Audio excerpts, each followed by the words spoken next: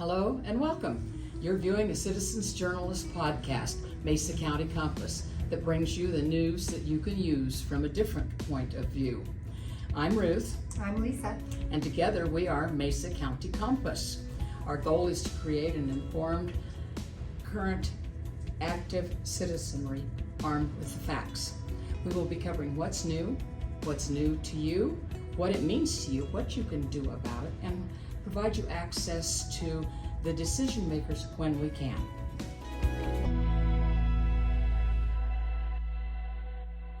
Welcome this afternoon to Mesa County Compass. We have as our special guest today Donelson Lawry. He is actually Mr. Convention of the States person. He does know a lot about it. Things have been coming up that are making it more feasible to start thinking about the Convention of States. So with that being said, would you tell us a little bit about yourself, Donelson, and why you took on this project? Okay, well, thanks for having me. I am a former engineer. I'm retired now. So I'm not a typical, but I guess the Convention of States persons are all across the board. Lawyers, teachers, house people, whatever. And I was drawn into it by this book by Mark Levin. It's called the Liberty Amendments. And it came out about, 11 years ago? So it's been a while since I've been interested. And there was a little VFW in town here that hosted this book and a guy that just spoke about it. And the Liberty Amendments is just a bunch of different proposed amendments. Like, how about if we had a term limit amendment for Congress and staffers? What about a balanced budget? Those are the types of things that the Convention of States is gold or focused toward. Mm-hmm. So, yeah, an engineer and retired now. I spend a few hours a week doing this. It's fun, it's engaging, it's also a learning experience. So if you're interested in any type of self-governance, this is the place to be. And it's also something it's legal. It's in our declaration. It says if we feel our government is not doing its job, it's our duty to abolish or alter it. Now, we're not at abolish, but alter is a sensible thing to do, and that's what the Convention of States is all about. And in what way does the Convention of States want to alter our government? Well, they're sensible proposals. Now, I guess I'll start with the process on how. Okay, great. I talked about the goal, and the goal is to if you back up, it's really who decides. Does the federal government make all the decisions? Are they the smartest ones to make our decisions for us? Or is it better the state and even local? See, it's a federalism exercise. And things like the Congress right now can't control its spending. We all know that. It all resonates. It doesn't matter if you're conservative, if you're left, if you're right, Democrat or Republican. This is a nonpartisan. I'll try and hit on that a lot today because it's important to note. A lot of opposition is simply in fear or they just don't understand the process. And so this is good to get it out there. So I started rambling then. No, you're not rambling at all. No. Well, and the thing that it was set down in the Constitution when the Constitution was written, this kind of a safeguard, right? That's right. Mm-hmm. It's important to note that it's, when I say sensible and lawful and reasonable, it's Article 5 is right out of the Constitution. There's Article 1, 2, 3, 4, 5, 6, and 7. And Article 5 is simply the amendment process of our Constitution. So the founders, in their wisdom, put in the means for the states to propose amendments, and not just the Congress. Mm-hmm. It was in, I think, September 17th, 1787, when they were at the final days of the ratification of the Constitution. Mm-hmm. Colonel George Mason came in and said, hey, guys, it was like Mark Meckler, who's the founder of our organization, said it was like a slap your head moment. like, because Article 5 just had the Congress able to make proposed amendments by 2/3 of both houses, and then it goes out to the states for 3/4 for ratification. That's the process, and that's the process we've had for all 27. Now, George Mason said, what if the Congress gets too big and tyrannical? At some point, the states will need that final check. So the founders were masters at checks and balances. They were. Look at our federal system, the courts, the judiciary, the president, etc. So the final check for us as citizens to rein in the government is through our representatives at a state level. They can get together, and we call it Convention of States, and it's simply a meeting of the states to get together and propose amendments. They get together and deliberate and propose amendments. Those amendment proposals would then have to go out to the states again for ratification at a 3/4 So all of the states, majority. if you can get all 50 states, you need all 50 states to sign on to this, correct? No, 3/4. That's okay, right. Okay, sorry, 3/4. I got lost there. It's the All right. same. It's the same bar that Congress has to do. Okay, all right. 2/3 of each state house and senate, each of the legislatures, have to agree to a resolution. Okay. And right now we have 19. 19 states have passed this resolution in both their House and the Senate chambers. And it's not a thing that the governor signs. The governor's not part of it. Similarly, the Congress is not part of it. Their job is only to call the time and place of the meeting of the states, the convention of the states. So where was I going with that part of it? Well, I think you were going to, how does that process look for, say, Colorado? What would we need to do, and who would be making those decisions? Would it be the state legislators? And would you need to have more conservatives on the state legislature, or is it a different group altogether that could propose that? We just had a hearing on the resolution in Colorado. And what is the resolution? The resolution is simply a piece of paper that says we, Colorado, like the other 19, agree to have a convention of states as called for by Article 5 for the purpose of reining in the power and jurisdiction of the federal government. There's 3 topics. That's one. The second one is fiscal responsibility. And then the third is term limits.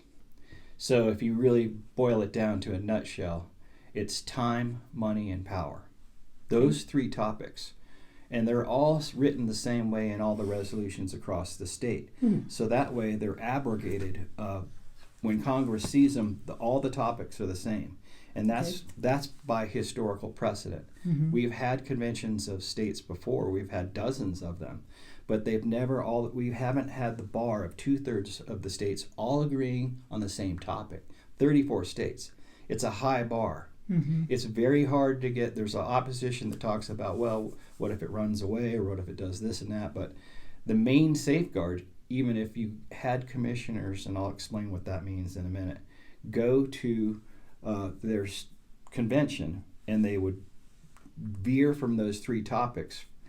First of all, you could throw that out, and there would probably be legal precedent for a commissioner. A commissioner is someone that's from the state legislature. They get together and vote. I'm getting ahead of myself because there's lots of processes in this, and it'll probably jog some questions about how do the states do that? How do they elect their delegates or their commissioners? So the delegates are the ones that go to the convention from each state, and they're usually elected. In the past, they've been elected by both houses. They have a joint session. They say we want 1 person to go, or we want 15 to go. So they get together and they discuss these 3 topics, and they propose amendments. Now, the Convention of States organization has held 2 simulations. I don't know if you're aware of that. No. In 2016 and in 2023. So in 2016, all states, there was, I found, 135 representatives went to Williamsburg for 3 days, and they did a mock or a simulation of how a convention would go. They elected their president of that meeting, and there's precedent on how that is. I'll point that out in this book that I have here. How did they do that? Because a lot of people go, it's not called out. Well, a lot of things in the Constitution aren't called out in supreme detail, but in historical precedents of meetings of the states, they've gotten together and decided who's the president, who's the pro tem, who's the parliamentarian, and they usually follow the Robert's Rules of Order or the other Murphy's or the other rule that most legislatures follow. So they elect these things, and then in our case, they have 3 topics, 3 committees meet. There's a fiscal committee, and there's a term limits committee, and there's a power and jurisdiction committee. So that's how some of the mechanisms work. And you said they're considering this in Colorado right now. What do they need? So what happens in Colorado is the resolution goes before a committee. Okay. And in this committee recent of case, who? it's a committee of, they have several committees in our House, and this one is the Veterans and Foreign Affairs Committee, and it has a couple other responsibilities too. And that was a committee of 11 participants, I think. And so what just happened last week or a week before was we had testimonies. I wrote mine because I wasn't able to deliver it. A lot of people, either convention of states or just general private citizens, you're able to go in and testify. Have you ever done that? You No. sign up, and you can testify via Zoom. And they call your name, and you tell them what you think. You get 2 minutes or 3 minutes to do that. So we got together as a group and practiced a few different testimonies so we wouldn't overlap. And so we had about 10 people on Zoom, and we had 10 or so in person doing testimony in front of the committee. So what happens when our goal is to get our resolution, the one that's similar to all the other states, out of committee so that the whole legislature, the House and Senate, can vote on it. So they can debate, they can deliberate. Say, is this what Colorado wants to be a part of? So unfortunately, we lost the last committee vote by a vote of 8-3. So it was. And this was last week? Yes, it was. Went 8-3. And the week before, I think, the year before, it was a 5-3 vote or something like that. So what do you think caused that? Is it misunderstanding? Or one of the representatives said, you made a good case for fiscal and you made a good case for term limits because, interestingly, Colorado adheres to both of those. So a lot of the testimony said, well, if it's good enough for Colorado, why wouldn't it be good enough for the United States? But the one that gets a little bit trickier and harder to explain is the power and jurisdiction of the federal government. Think of the regulations and all the agencies. So it's a worldview thing. Some people think that's good, some people don't. Right. And I think we have a better knowledge of what we can do locally. So we need to rein in that type of governance. And one of the things that's in our Constitution is the Commerce Clause and the General Welfare Clause. Let's just talk about the General Welfare Clause. Okay. It says Congress shall be able to do anything for the general welfare of the country. And I think it's kind of like that. I don't know if exactly worded that way. So that's led to dozens of Supreme Court cases that have created welfare and all other things. And I'm not saying welfare should be abolished. I'm saying we should rein things in and make it sensible. We can't, we need to, one of the proposals then out of this could be the General Welfare Clause applies to these specific things. Right. Get back to the enumerated powers Right. that are in the Constitution, not the ones that are interpreted by our Supreme Court. Not all are bad, but the current Constitution is about a 10-pound book that's about 1,700 pages because it has everything from Obamacare to all the decisions, good and bad, that the Supreme Court have made because those become law. They become constitutional. And when Lou Webb was on, too, he was saying that one was promote the general welfare. It wasn't like the other powers that were Provide enumerated. for the general welfare, promote. promote. So if there's anything left over, then that's what we do. And so we want to propose an amendment to that general welfare clause that's sensible. Right. And it has to be left, right, Democrat, Republican, because imagine we have to have 38 states agree on that amendment. Through our representatives and all the houses of all the state representatives have to go back and say, yep, that wording sounds good. So how often can you bring this before the state legislature, or how often do you intend to? Because It's been in the past every year. every year. Yeah, so we're going to regroup, and we'll do an after action report, and we'll see what did we nail, what do we need work on this testimony. So who decides that? Who's writing these? Is it lawyers or is it just the common folk? Do you mean to say who is writing? Putting this together to present it? The proposed amendments are drafted by the committees when the conventions of states, when the states meet. These committees, and this is what they've done in the simulations. Okay, so what is the makeup of the committees? The committees are the commissioners that are elected by the representatives of each body in each state. Okay, and what role do you have? Right now, I'm a volunteer, and I'm called a district captain. And the way they divide the roles, or by territory, in Convention of States is by House district. So Matt Soper is our esteemed representative, and he's a supporter of Convention of States. He was a co-sponsor. And I'm House District 54. I live in Palisade. Okay. Now, I don't live in House District 55, which I think you're in here. And Rick Taggart is your representative. And a fun story, a couple of years ago, was it Janice Rich that was the rep for 55? It was, yes. Janice was going out, and Rick was campaigning. And I met him at Enstrom's, and I sat down and said, hey, do you know about Convention of States? And he said, yeah, I've heard about it.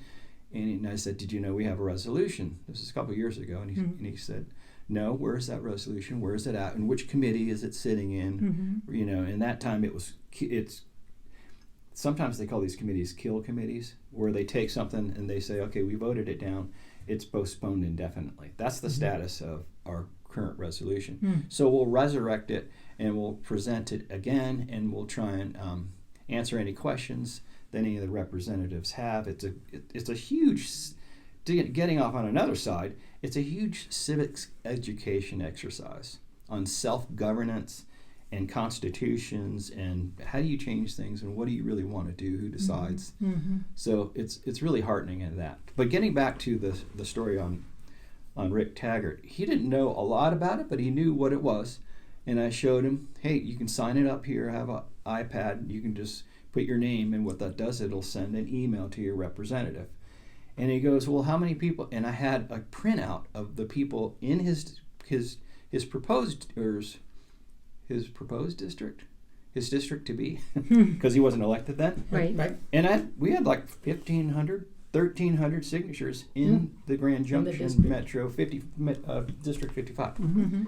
He's like, wow. And, had names and stuff. Didn't have addresses. It's not a private thing. But all these people had signed it up. And he was like, wow. Okay, so Rick is a co-sponsor of our resolution. Good. And so is Janice. Janice is doing, I think she was on there. I'm not sure. She was last year.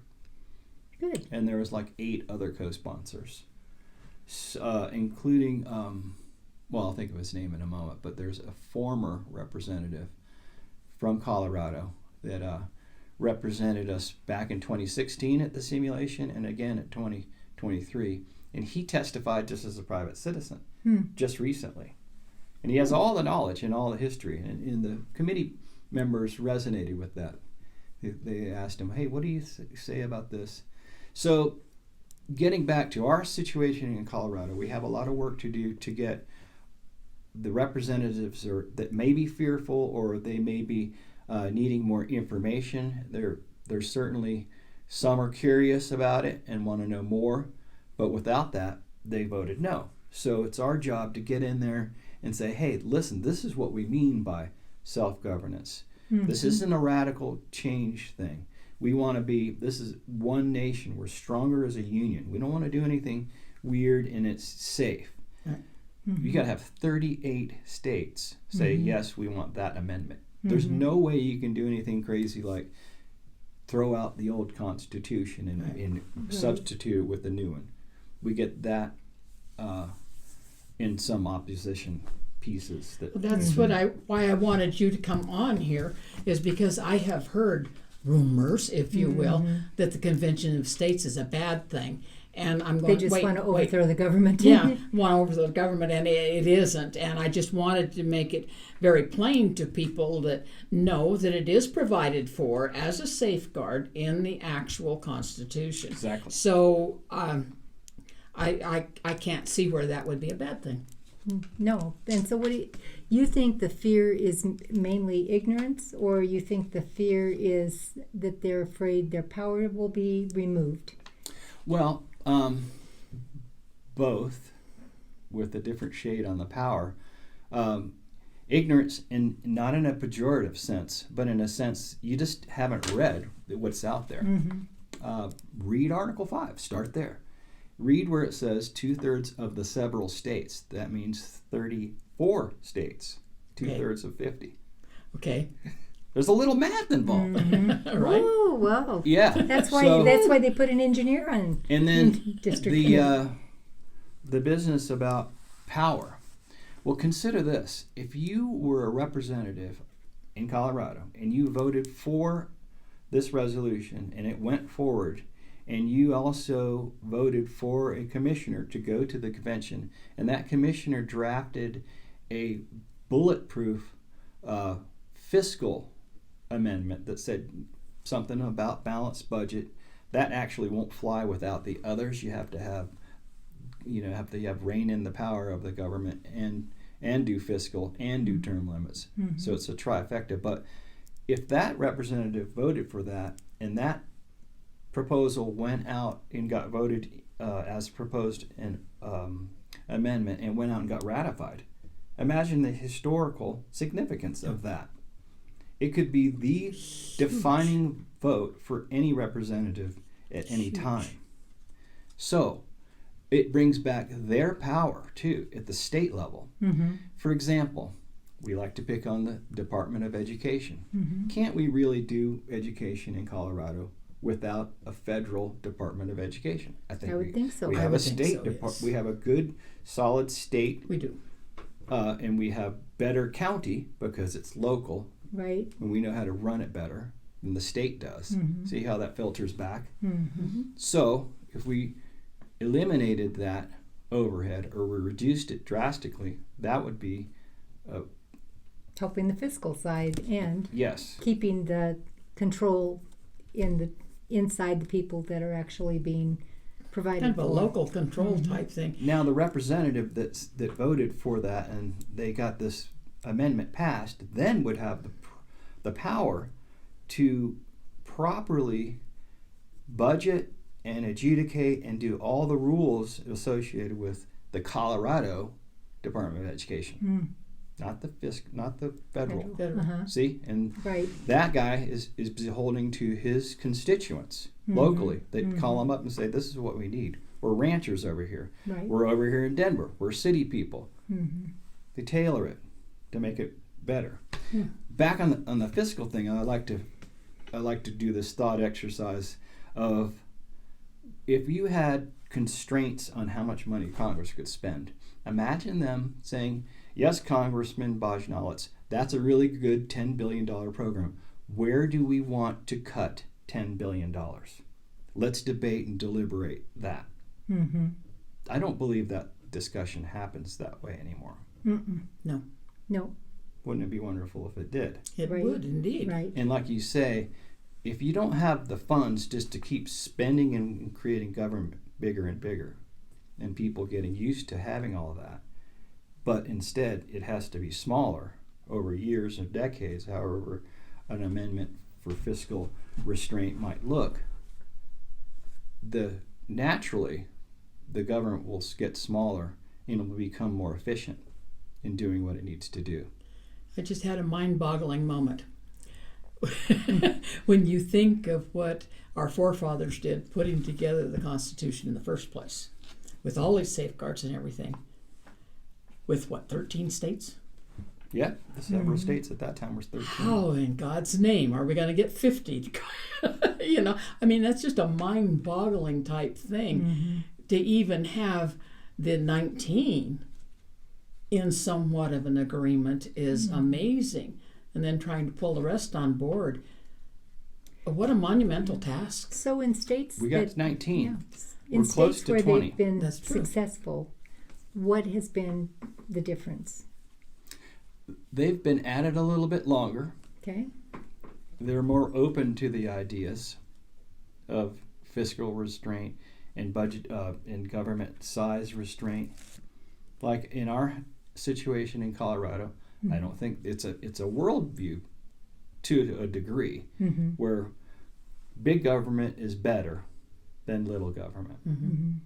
So we have to do a better case of saying this is why small government in our own hands is better.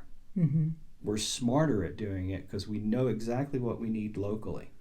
And we know our people, right?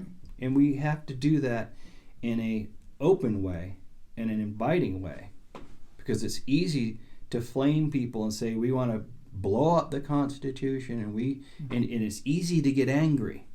Yeah. I get angry. I have to pray a lot to not be that way. So it's out there for us. The truth is here. It's something we can do. Right. You can get off your couch and you can do something. It doesn't take you can do lots of different things. If you go to the conventionofstates.com website, you can see all the volunteer activist things you can do. Letter writing, just calling people, having lunches. I do that sometimes. Just getting the word out like we're doing here. Just educating people. And one of the thoughts that I had when we were talking earlier is, who's the best proponent of this? What states were the best, and what was their secret? Well, some of the opposition that in these states that did a little homework. Don't be scared by the homework. It's actually fun to read this stuff, and it's also really heartening to when you read our Constitution and you consider that with the Declaration of Independence. The wisdom of the founders comes through loud and clear. It is amazing.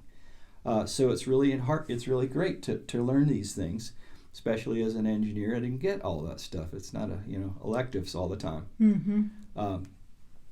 So where I was going with that is some of the opposition become the best proponents of it once they do a little research and they go, wow, this doesn't throw away the government. This doesn't do anything rash and stupid. This is actually really sensible and smart and lawful and something I can do. So they get on board.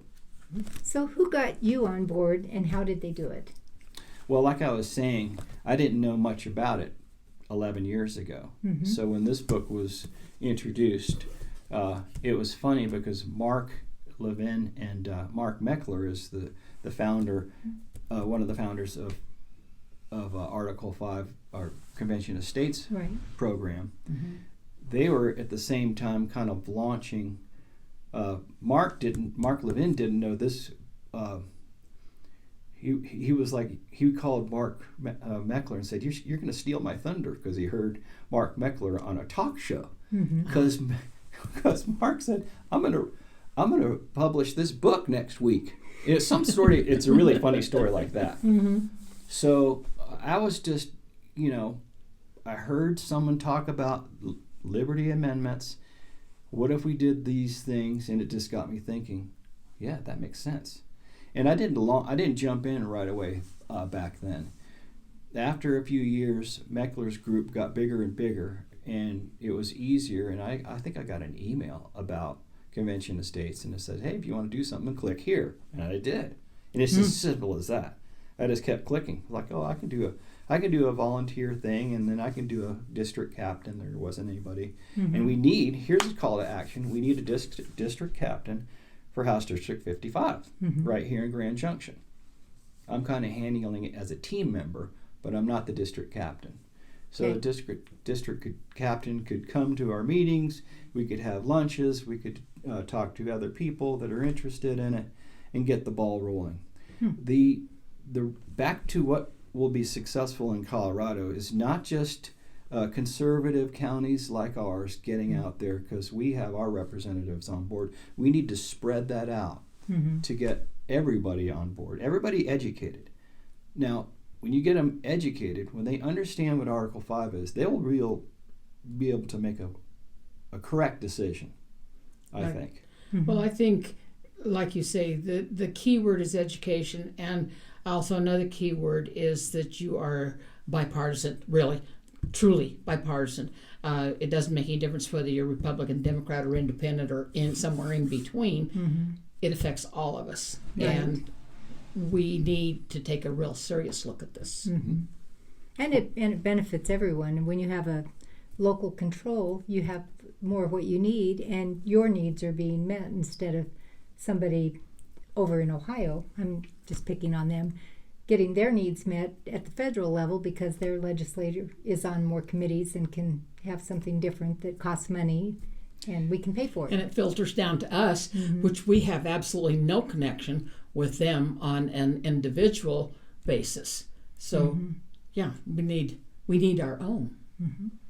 So what do you think is the best way to recruit people, or have you been very successful in recruiting anyone, and how do you try to do that? I just try to, when I get someone sign up, whether they heard it, I get a little, if they sign the petition in my district, I'll get a notification on my website that I sign into it and I can see. And if they have a volunteer interest, I usually give them a call or text or email, definitely an email, and it gives them all the resources. And so it's about a personal connection. You got to sit down with someone and say, hey, this is what you can do. Call them on the phone, get them more engaged, get them thinking, yeah, I can do this. I can make a little bit of difference. It's a big mountain to climb, but you can. That's why I keep doing it. Right. Get frustrated, I keep going. We get this thing voted down, we're going to keep going. We're going to find out what we did. We're going to educate people. We're going to just keep going. Take Hawaii, for example. There were several Democratic co-sponsors of the resolution that passed out of the committee. So they're going to vote on it in their House maybe next year. I think it was a House vote that they have to do a Senate committee. It's complicated. It was House committee, Senate committee, and they're like, okay, we want to put this to the floor. Then the whole floor votes on it, deliberates and stuff. So they kind of weed out all the stuff. That's how I guess they work.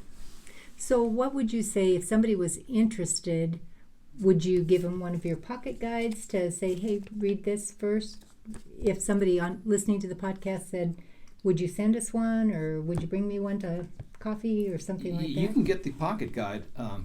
These aren't free, but if you see me, if you want to have coffee, I'll give you one. You can go to the website at conventionestates.com and get all that stuff. They have a lot of fun swag if you like that. Like there's pens, and there's hats, and there's shirts, and there's socks. I have Convention Estate socks on. I don't know if I can get a shot of that. So that's why I'm so grounded. And then you have the law of Article. The socks are nice. Article 5. Oh, yeah. Tell us about that. So Robert Donelson is a professor of constitutional law. He's written books and lots of newspaper articles. He's considered probably the most renowned author of Article 5 law. And he's written a book, and it's about all the nerdy stuff you'd ever want to know about how it works and what are the legalities, what's the histories, how is it applicable, and all the nuts and bolts of the Article 5 process. And the Liberty Amendments is an older book, but it has examples of amendments that might get passed, and they're all called out in here in different cases. So there's ones that are amendment to establish term limits for members of Congress. One of the things that we talk about is it's not just the members of Congress that need term limits, it's their staff. So when we propose an amendment, we can't just say Congress and Senate. We have to include other government officials. Some even talk about term limits for Supreme Court justices. There's even Kind of a good idea yeah. from my perspective. These are proposals that we need to debate as a country, as citizens, to think about the best thing for our nation. What's the best thing for it? Do we keep it at 9 members of the Supreme Court? Do we propose an amendment to the Constitution that keeps it at 9? Because that always gets bandied about. Right. Stacking. That goes back to Roosevelt, right?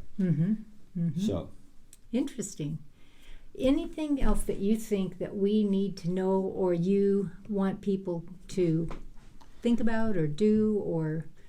I would just encourage anybody listening or watching, just get out and take a look.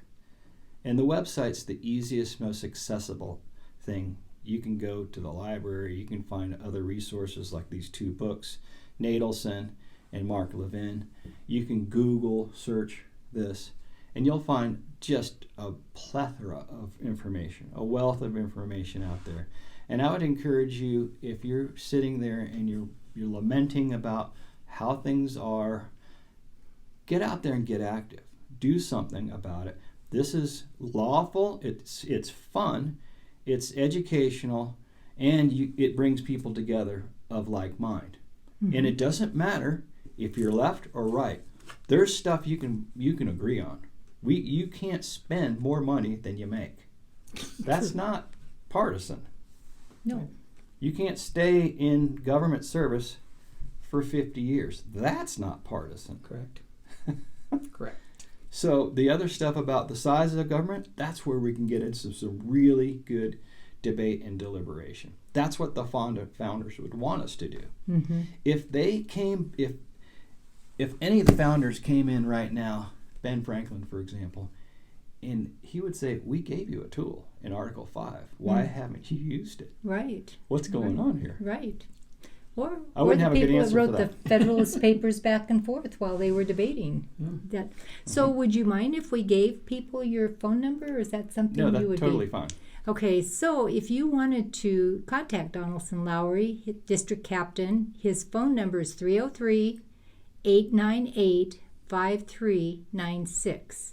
And he'd be happy to tell you how you could get involved. Absolutely. Thank you, Donelson, for joining us. Thanks for having me. It's quite an education. Yes. Indeed. Keeps going. Yes. You've been watching Mesa County Compass. These are the facts as we know them, the truth as we see it. You decide.